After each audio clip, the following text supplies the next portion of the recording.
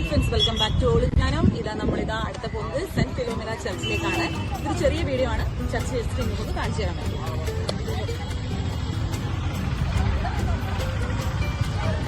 ഉള്ളിലേക്ക് പോവാം.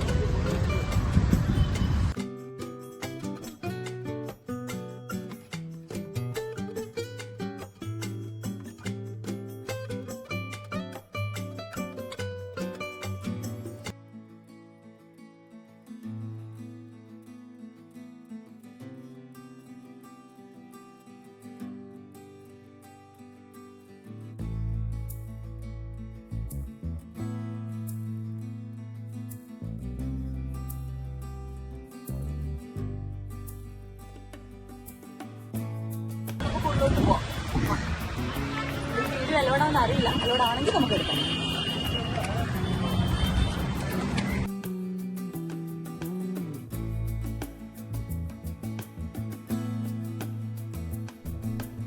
ഏഷ്യയിലെ ഏറ്റവും ഉയരം കൂടിയ രണ്ടാമത്തെ ചർച്ചാണ് saint Philomena church. French architect ആയ ഡാലി രൂപകൽപ്പന ചെയ്ത ഈ പള്ളിയുടെ നിർമ്മാണം ബിഷപ്പ് റെനെ ഫ്യൂഗയുടെ മേൽനോട്ടത്തിൽ നടന്നു. ഈ പള്ളി മൈസൂരിലെ പ്രമുഖ വിനോദസഞ്ചാര കേന്ദ്രം കൂടിയാണ്. ടിപ്പു സുൽത്താന്റെ പരാജയത്തിനു ശേഷം 1799 മൈസൂർ ബഡിയാർ രാജവംശത്തിന്റെ ഭരണത്തിലേക്ക് മടങ്ങി. പിന്നീട് ബ്രിട്ടീഷ് ഉദ്യോഗസ്ഥരും യൂറോപ്യൻ ക്രിസ്ത്യാനികളും മൈസൂരിൽ താമസമാക്കി തുടങ്ങി. മഹാരാജാവ് കൃഷ്ണരാജ വടിയാർ മൂന്നാമൻ ക്രിസ്ത്യാനികൾക്ക് ആരാധനക്കായി ഭൂമി നൽകുകയും 1843 ആദ്യ പള്ളി ഇവിടെ പണിയുകയും ചെയ്തു.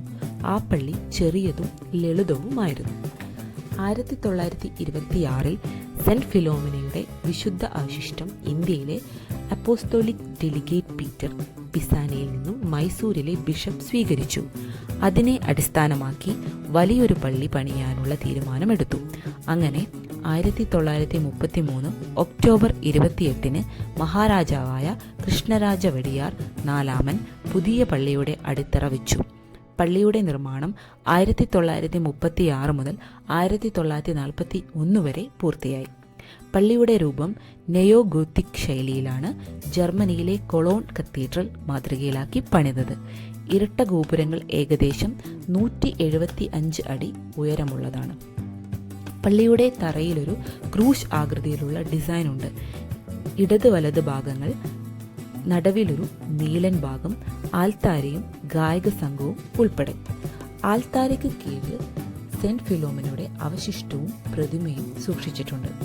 ഈ പള്ളിയുടെ സ്റ്റെയിൻഡ് ഗ്ലാസ് വിൻഡോകൾ ക്രിസ്തുവിന്റെ ജനനം, ക്രൂശിക്കൽ, പുനരുദ്ധാനം തുടങ്ങിയ ദൃശ്യങ്ങൾ ചിത്രീകരിക്കുന്നു. മൈസൂർ രാജാക്കന്മാരുടെ മതനിരപേക്ഷതയും സഹിഷ്ണുതയും പ്രതിഫലിപ്പിക്കുന്ന ഉദാഹരണമാണ് ഈ പള്ളി. ഓരോ വർഷവും ഓഗസ്റ്റ് മാസം 11 സെന്റ് ഫിലോമിനയുടെ തിരുനാൾ ഇവിടെ ആഘോഷിക്കുന്നു.